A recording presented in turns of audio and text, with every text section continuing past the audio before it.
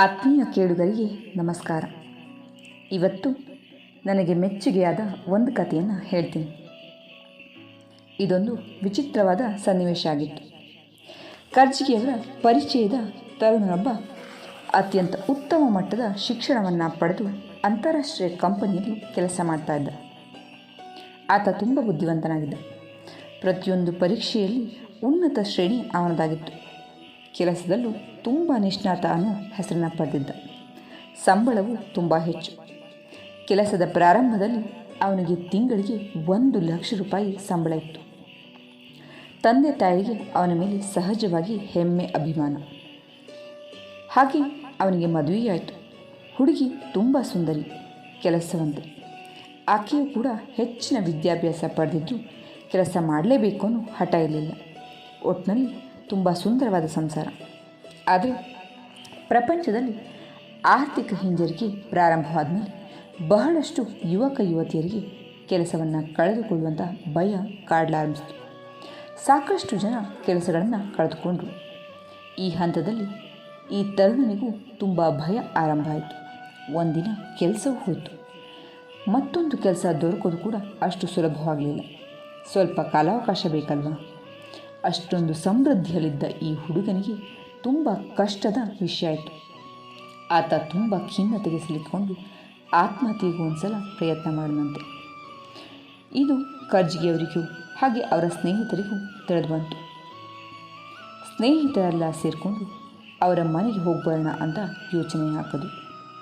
ಹಾಗೆ ಕರ್ಜಿಗಿಯವ್ರನ್ನೂ ಕೂಡ ಕರ್ಕೊಂಡು ಹೋದರು. ಆತ್ಮಹತ್ಯೆ ವಿಷಯವನ್ನು ಮಾತನಾಡಿ ಆ ತರುಣನ ಮನಸ್ಸನ್ನು ಕೆದಕೋದು ಬೇಡ ಅಂತ ತೀರ್ಮಾನ ಮಾಡಿಕೊಂಡ್ರು. ಅವನ ಮನೆಯನ್ನು ತಲುಪಿ ಸ್ವಲ್ಪ ಕಾಲ ವಿರಾಮವಾಗಿ ಹರಟೆ ಹೊರತಾ ಕುಳಿತಿರಬೇಕಾದ್ರೆ ಕರ್ಜಿಗಿಯವರ ಸ್ನೇಹಿತರು ಎದ್ದು ನಿಂತು, ಸ್ನೇಹಿತರೆ, ಬೆಳಗಿನ ತಿಂಡಿ ಕಾಫಿ ಚೆನ್ನಾಗಿತ್ತು. ಅದಕ್ಕೆ ನನಗೆ ತುಂಬ ಸಂತೋಷವಾಗಿದೆ. ಯಾರಿಗಾದರೂ ಬಹುಮಾನ ನೀಡಬೇಕನ್ನಿಸ್ತು. ಇದು ₹100 ನೋಟು, ಯಾರಿಗೆ ಬೇಕು ಕೈ ಎತ್ತಿ ಅಂದರು. ಎಲ್ಲರೂ ನಗ್ನಗ್ತಾ ಕೈ ಎತ್ತಿದ್ರು. 1 ನಿಮಿಷ ತಾಳಿ ಅಂತ ನೋಟನ್ನು ಮಡ್ಚಿ ಮುದ್ದೆ ಮಾಡಿ, ಈಗ ಹೇಳಿ ಯಾರಿಗೆ ಬೇಕು ಈ ನೋಟು ಅಂದರು. ಮತ್ತೆ ಎಲ್ಲ ಕೈಗಳು ಮೇಲೆದ್ದು. ಮತ್ತೆ ಆ ಸ್ನೇಹಿತರು ಆಶ್ಚರ್ಯಪಟ್ಟರಂತೆ ಇಷ್ಟು ಮುದ್ದೆಯಾದ ಮೇಲೂ ನೋಟ್ ಬೇಕೇ ಅಂತ ಕೇಳಿದರು. ಮುದ್ದೆಯಾದ ನೋಟನ್ನು ನೆಲಕ್ಕೆ ಹಾಕಿ ಉಜ್ಜಿದ್ರು. ಎಲ್ರಿಗೂ ಮುಜುಗರ ಆಯಿತು. ಅದನ್ನು ಮೇಲೆತ್ತಿ ಕೈ ಹಿಡಿದು, ಈಗ ಯಾರಿಗೆ ಬೇಕು ಹೇಳಿ ಈ ನೋಟು ಅಂತ ಕೇಳಿದ್ರು. ಮತ್ತೆ ಕೈಗಳು ಮೇಲೆ ಬಂದವು. ಆಗ ಅವರು, ಇದು ಆಶ್ಚರ್ಯ ಅಲ್ವಾ, ನಾನು ಈ ನೋಟಿಗೆ ಏನು ಮಾಡಿದ್ರೂ ಅದರ ಬೆಲೆ ಕಡಿಮೆ ಆಗಲಿಲ್ಲ. ಅದರ ಬೆಲೆ ಈಗಲೂ ₹100 ಆಗಿದೆ. ಇದೊಂದು ಪಾಠ ಅಲ್ವೇ ನಮಗೆ? ಜೀವನದಲ್ಲಿ ಕೆಲವೊಮ್ಮೆ ನಮ್ಮ ತಪ್ಪುಗಳಿಂದಾಗಿ ಅಥವಾ ಯಾವುದೋ ಸಂದರ್ಭಗಳಿಂದಾಗಿ ನಾವು ಸಂಕಟ ಪಡಬೇಕಾಗತ್ತೆ. ಜನ ನಮ್ಮನ್ನು ತುಳಿತಾರೆ, ಮುದ್ದೆ ಮಾಡ್ತಾರೆ, ಹಿಂಸಿಸ್ತಾರೆ.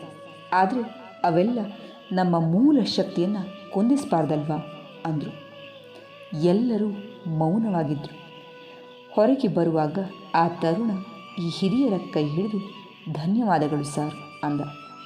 ಸಂದೇಶ ಅವನನ್ನು ತಲುಪಿತ್ತು. ಆತ ಮುಂದೆ ತುಂಬ ಗೆಲುವಾದ ಯಶಸ್ಸನ್ನು ಪಡೆದ. ಎಂಥ ಪರೀಕ್ಷೆ ಒಡ್ಡಿದರೂ ಒಂದು ಕಾಗದ ನೋಟು ತನ್ನ ಬೆಲೆಯನ್ನು ಕಳೆದುಕೊಳ್ಳದೆ ಇರಬೇಕಾದರೆ ಭಗವಂತನ ಚೈತನ್ಯವನ್ನು ಪಡೆದಂಥ ನಾವುಗಳು ಜೀವನ ಬೆಲೆಯನ್ನು ಹೇಗೆ ಕಳೆದುಕೊಂಡಿತ್ತು? ಆದರೆ ಬೆಲೆಯನ್ನಂತೂ ಅರ್ಥಕೊಳ್ಳೇಬೇಕು. ಖಿನ್ನತೆ ನಮ್ಮನ್ನು ಎಂದಿಗೂ ಕೂಡ ಕಾಡದೇ ಇರಲಿ. ನಾವು ಅಮೃತ ಪುತ್ರರಾಗೋಣ ಅಂತ ಹೇಳ್ತಾ ಈ ಕಥೆಯನ್ನು ಮುಗಿಸ್ತೀನಿ. ಕತೆ ಮೆಚ್ಚುಗೆ ಆಗಿದೆ, ಅರ್ಥ ಕೂಡ ಆಗಿದೆ ಅಂತ ಭಾವಿಸ್ತೀನಿ. ಕೇಳಿದ್ದಕ್ಕೆ ಧನ್ಯವಾದ.